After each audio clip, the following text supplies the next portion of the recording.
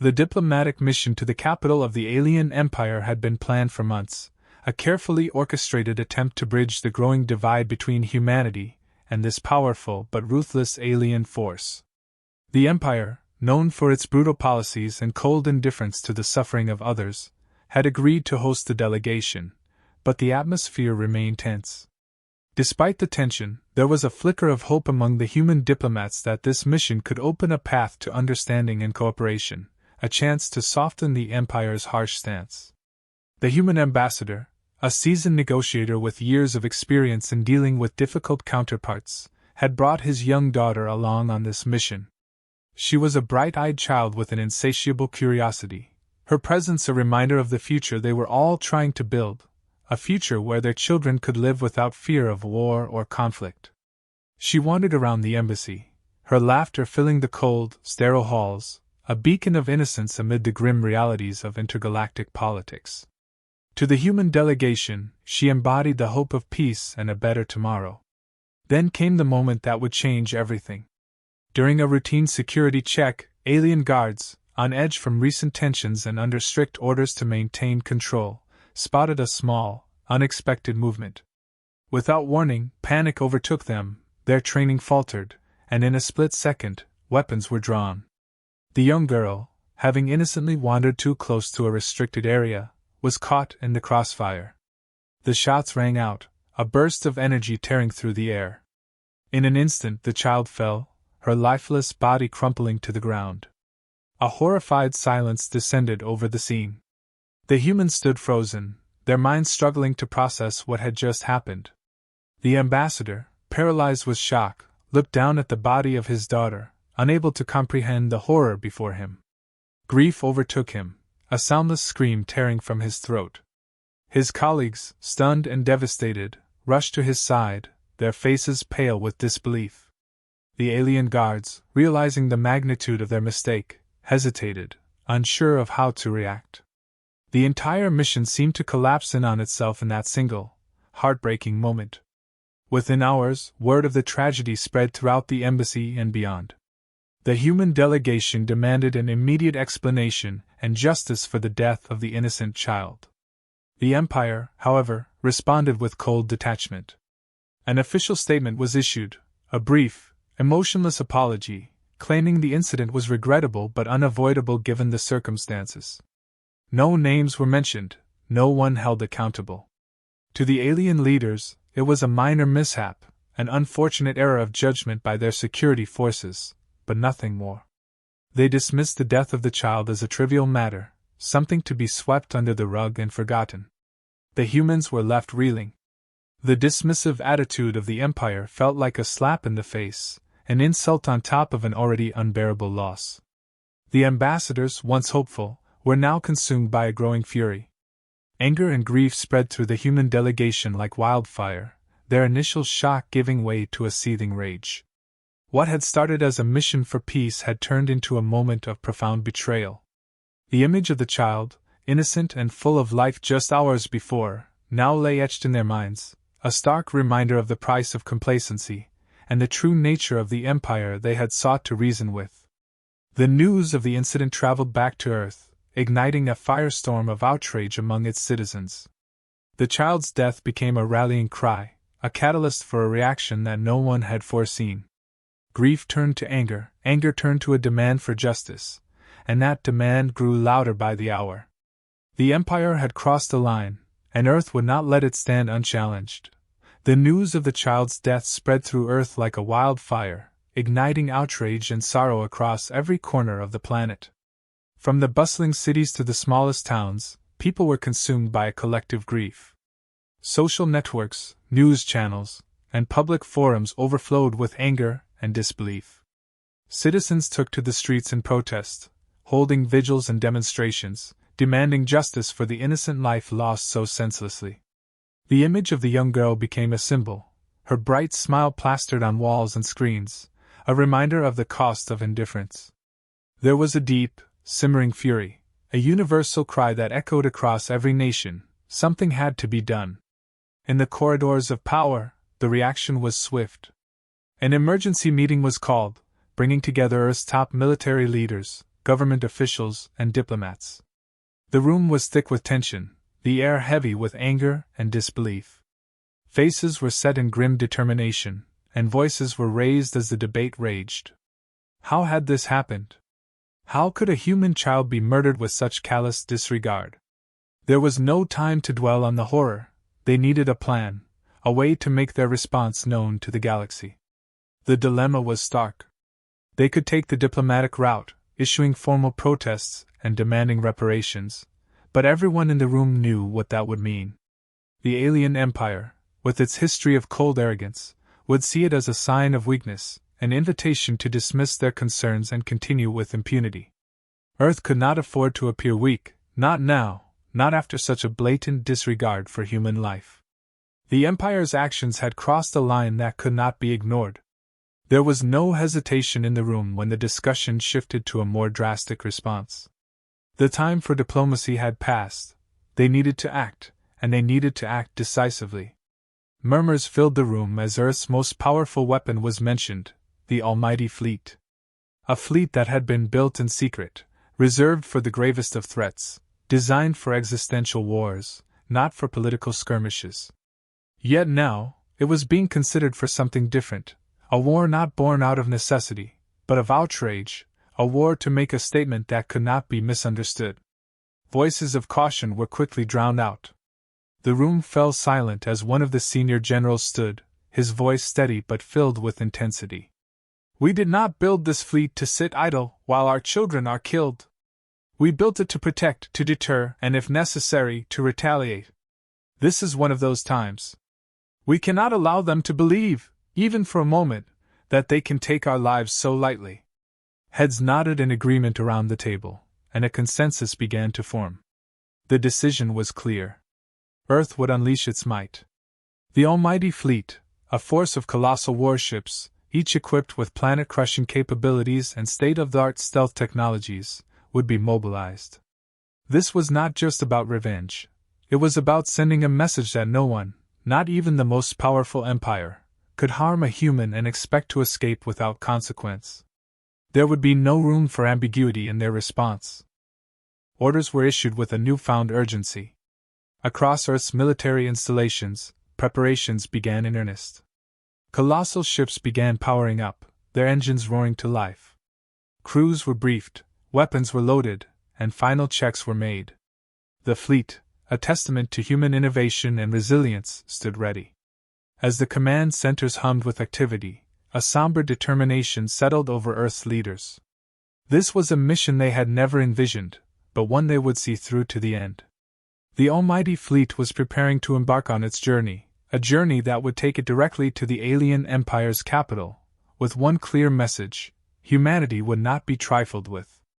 A storm was brewing, and it was headed straight for the empire that had dared to take an innocent life. Earth's fleet moved out from its hidden bases, a colossal force cutting through the darkness of space with a singular purpose.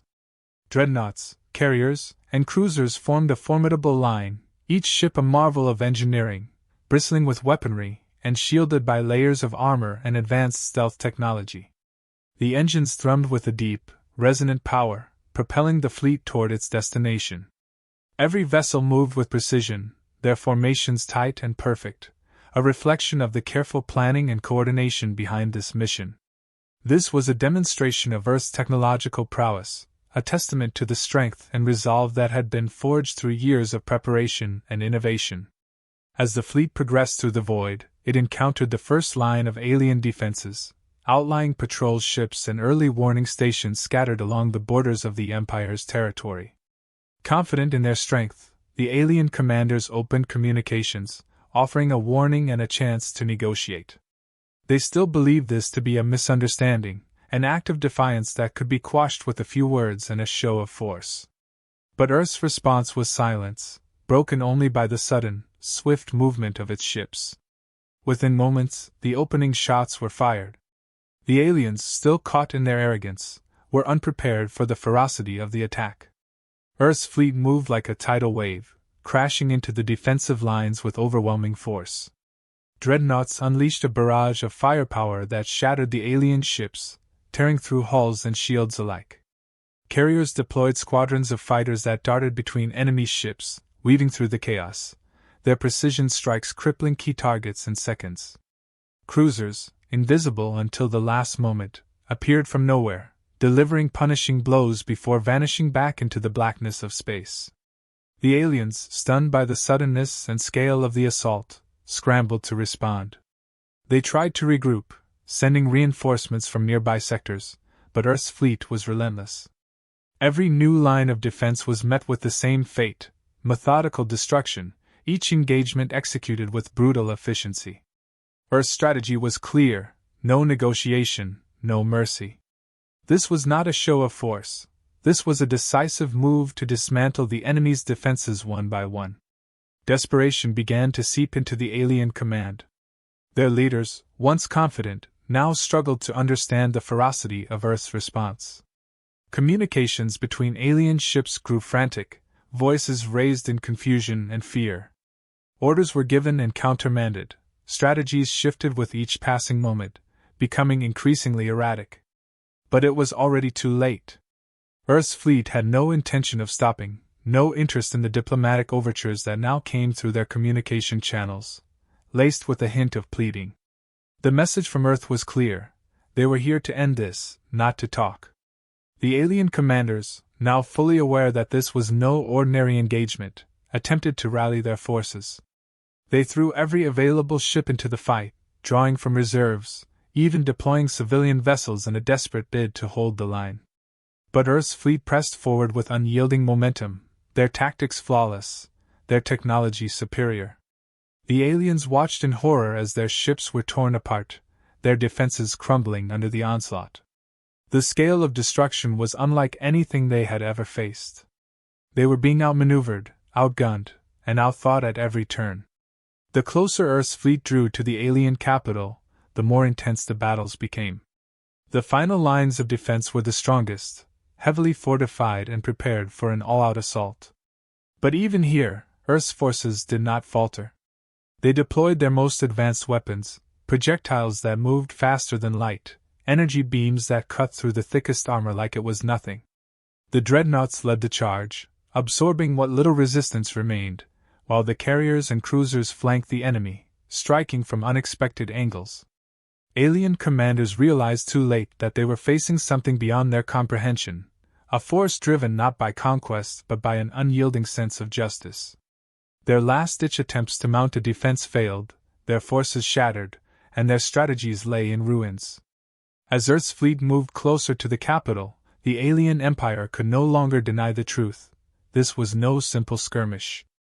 This was an all-out assault, a calculated and merciless strike by a fleet determined to deliver a message that would not be forgotten. The alien capital loomed ahead, its spires piercing the dark void like the fangs of a predator, but now there was no confidence in its grandeur. The capital's formidable defenses, massive orbital stations, layers of energy shields, and countless battlecruisers, had stood for centuries as a symbol of the Empire's dominance.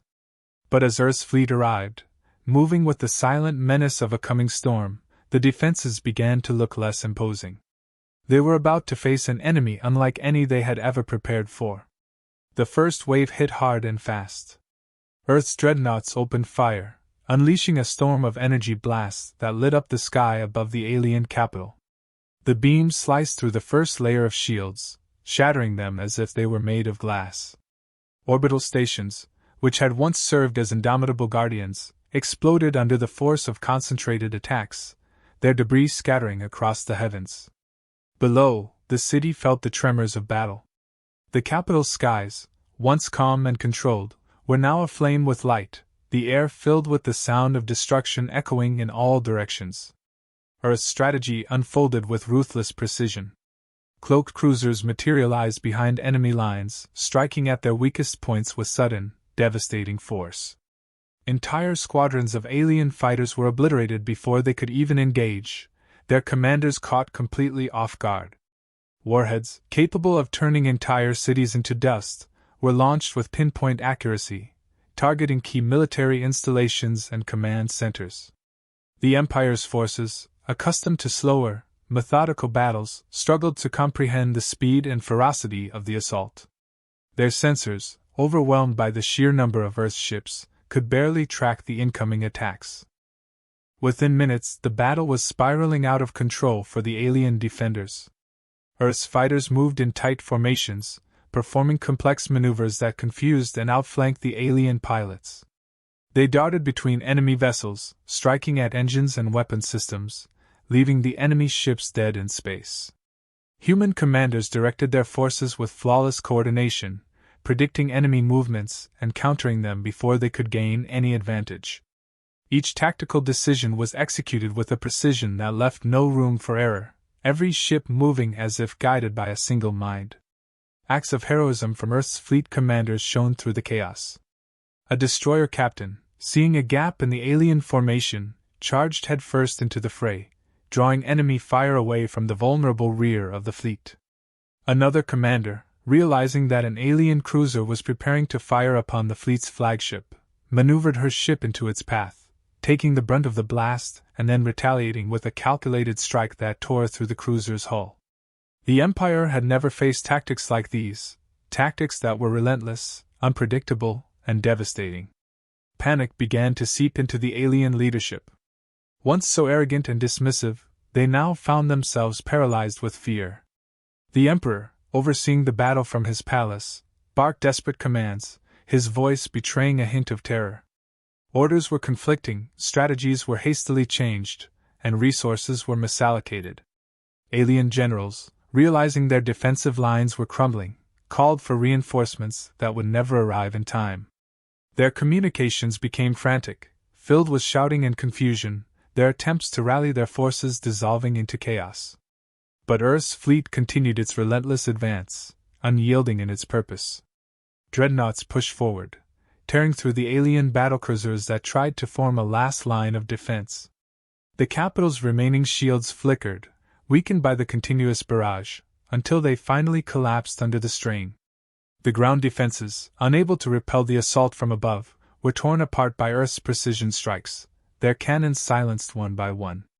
The alien capital's defenders, once the pride of the Empire, were now a shattered, broken force. Their fleet lay decimated in orbit, ships burning and adrift, their crews either dead or surrendering. The leaders, who had dismissed Earth as insignificant, now stood in stunned silence, their faces pale with shock. They had underestimated the resolve of humanity, underestimated the fury that had driven them here. In a matter of hours, their centuries-old power had been brought to its knees, their defenses reduced to rubble. The final blow came swiftly. Earth's fleet moved into position around the capital, a silent reminder of their overwhelming victory. The alien leaders, out of options and out of hope, could only watch as their once mighty empire crumbled before them. The battle was over, but the message was clear: Earth had arrived, and it had no intention of being ignored. The alien empire lay in shambles, its proud capital now a silent witness to its defeat. The once mighty leaders, who had so confidently ruled with an iron fist, were now surrounded by the wreckage of their hubris. The corridors of power that had echoed with commands and declarations of dominance were now filled with whispers of uncertainty and fear. For the first time in their history, the Empire's rulers were forced to acknowledge a harsh new reality. Earth, a planet they had once dismissed, had brought them to their knees with a force they could neither predict nor withstand.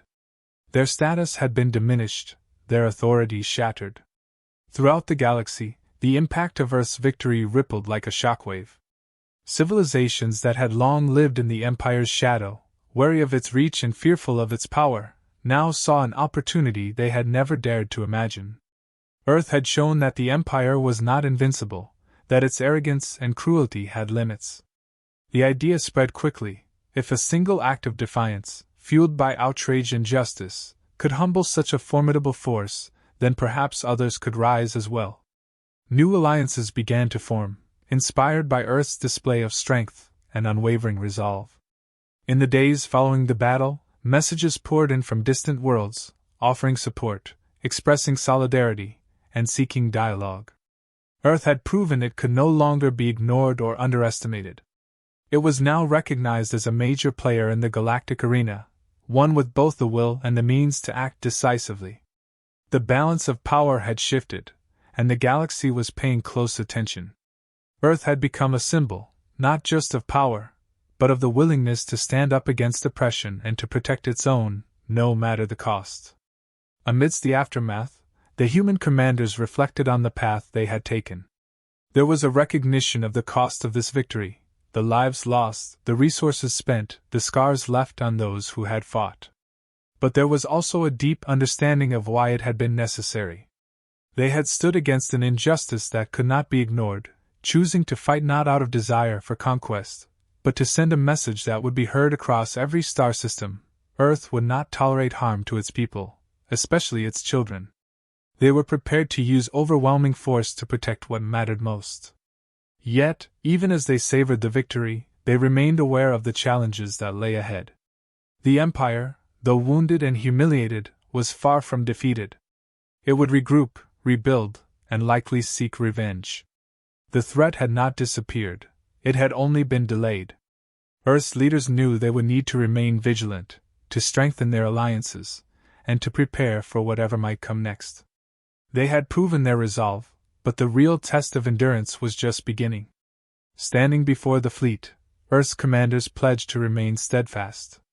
They had achieved something remarkable, but they knew the road ahead would be fraught with new dangers and unknown trials. They vowed to defend the freedoms they had fought for, to protect their people, and to continue standing against any force that threatened their existence. The galaxy had received their message, loud and clear, and Earth would make sure it was never forgotten. The future was uncertain, but they faced it with both caution and determination, ready for whatever might come next.